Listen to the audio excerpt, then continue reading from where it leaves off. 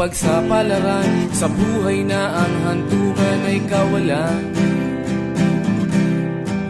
De numero ang galaw ng tao, bawat gawin ay may presyo. O narito ako sa isang lugar na hindi ko maintindihan. Daing ng tao'y di pinapansin, lilipad ng hangin. Pagkain sa araw-araw, hindi malaman paano pagkakasyahin.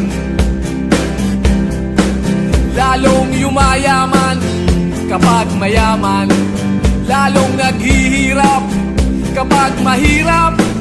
O narito ako sa isang lugar na hindi ko maintindihan.